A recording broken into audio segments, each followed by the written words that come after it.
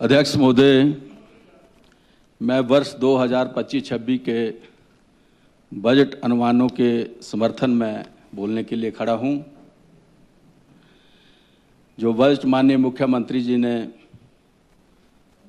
गत 17 तारीख को इस सम्मानीय सदन में पेश किया, ये बजट लोक हितैषी बजट है।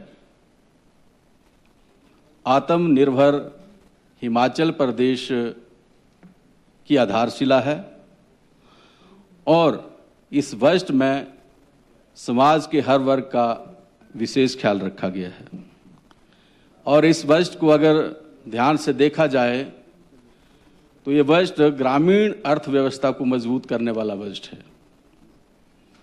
अध्यक्ष महोदय, इस बजट में जनता के ऊपर एक भी टैक्स ना लगाकर समाज के हर वर्ग को सुविधा देने का प्रयास किया गया है।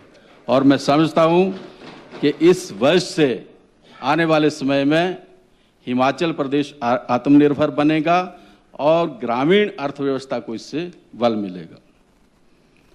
अध्यक्ष महोदय, सभी वक्ताओं ने इस बजट के बारे में अपने अपने तरीके से बातें रखी, लेकिन इस बजट के पृष्ठभूमि में अगर हम जाएं, जब प्रदेश की रेवेन्यू डेफिसिट ग्रांट जो है वो लगातार सिकुड़ रही है और 40,000 करोड़ से अब 3200 करोड़ पे आ गई है। जीएसटी कंपनसेशन पूरी तरह रोक दिया गया है। पीडीएनए का भुगतान हो नहीं रहा है और बीबीएमबी का पैसा केंद्र ने रोक दिया है और इसके बाद लोन के ऊपर भी कैपिंग लगा दी गई है। अब आप अंदाजा लगाएं कि इस तरीके से हिमाचल प्रदेश को हर क्षेत्र में रोकना और एक पिंजरे में बंद करने का प्रयास करना, केंद्र सरकार हिमाचल प्रदेश के साथ कैसा व्यवहार कर रही है, ये अपने आप प्रदर्शित होता है। जब बहुत सारे वक्ताओं ने कहा कि पिछली जो हमारी आरडीजी है वो लगातार घट रही थी, लेकिन पिछली सरकार के समय में हर वर्ष 8,000 करोड़ रुपए उसमें आते रहे और सर्वविदिता की घटनी है।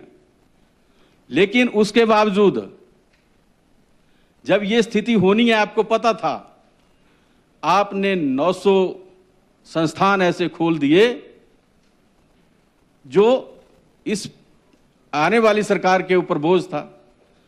किया तो आपने बहुत प्रयास था, आपने ये भी प्रयास किया था कि हम आने वाले हैं, इसलिए आनन फानन में आपने 900 संस्थान ऐसे खोल दिए बिना बजट के। लेकिन ये वास्तविकता भी आपको पता थी कि हमारी परिस्थिति ऐसी होने वाली है। तो इससे साफ साबित होता है कि आपने प्रदेश की जनता को बेवकूफ बनाया। आपको भी पता था कि प्रदेश की हालत खराब है और आपको यह भी पता था कि आप दोबारा सत्ता में आने वाले नहीं हैं। अध्यक्ष महोदय, प्रदेश के ऋण की अगर हम बात करें, 76,000 करोड़ रुपए का ऋण जो था वो पिछली सरकार के दौरान था।